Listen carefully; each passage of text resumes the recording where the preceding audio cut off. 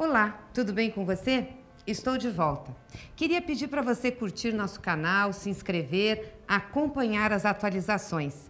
Sempre tem assunto novo por aqui. E hoje eu vou falar sobre Venezuela. Isso aí. Vamos conversar um pouco sobre a Venezuela e saber os verdadeiros motivos por trás deste ataque contra o governo de Maduro e o povo venezuelano. O que de fato se esconde atrás dos ataques e da defesa de uma intervenção sobre a Venezuela? Gostem ou não, Maduro foi eleito com 67% dos votos do povo venezuelano. É isso aí. E lá o voto é facultativo, ou seja, participa quem quer. E 3 candidatos da oposição disputaram com Maduro, dentro das regras da Constituição da Venezuela e da sua legislação eleitoral. Aliás, você sabia que uma comissão externa, independente, acompanhou e atestou a validade das eleições na Venezuela? Isso mesmo. Um dos membros dessa comissão era o ex-presidente da Espanha, José Luiz Zapatero. Zapatero é insuspeito, não é um homem de esquerda. E na época ele disse: "Não tenho dúvidas de que votam livremente".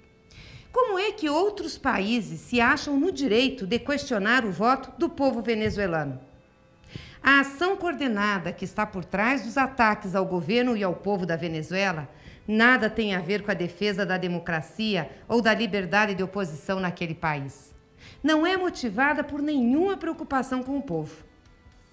A Venezuela possui as maiores reservas de petróleo do mundo.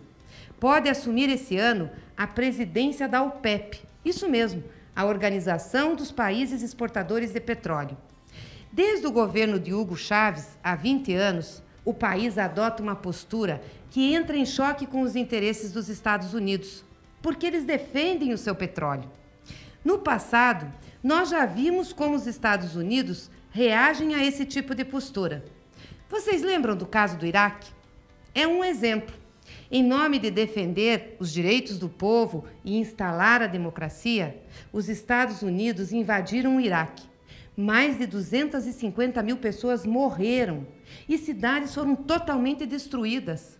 O rastro que ficou foi de fome, miséria e destruição. E agora, como estão? Tem democracia? O povo está bem? Os problemas acabaram?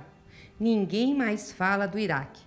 Mas os Estados Unidos estão lá, bem posicionados para o petróleo do Oriente Médio. Desestabilizar a Venezuela é a próxima meta. Trump e Bolsonaro são aliados nessa investida.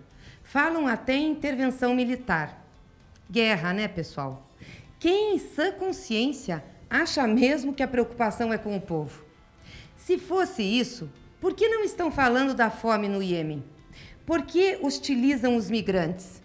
Será que foi a mesma preocupação com os direitos humanos que fez Trump enjaular as crianças como animais? A nossa Constituição, a Constituição brasileira e a tradição diplomática no Brasil se baseia no diálogo, nas soluções pacíficas e na não intervenção. Nossa política internacional é pelo respeito às nações soberanas e à autodeterminação dos povos. Quando George Bush quis envolver o Brasil na guerra do Iraque, o presidente Lula reagiu com altivez e disse para ele: "Nossa guerra é contra a fome". As dificuldades por que passa a Venezuela só foram agravadas pelas sanções e bloqueios impostos pelos Estados Unidos e seus aliados.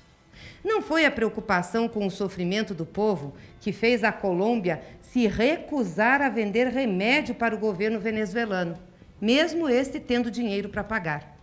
O mesmo acontece com outros produtos, porque a Venezuela é muito dependente das importações. Enquanto os bloqueios e sanções permanecerem, o povo sofrerá e migrará, levando o sofrimento também para as regiões de fronteira, como acontece aqui no Brasil, no estado de Roraima. A crise venezuelana tem impacto na América Latina e a saída não é o conflito, mas a solução pacífica, fruto da negociação política e de entendimento entre os países e entre as partes da própria Venezuela.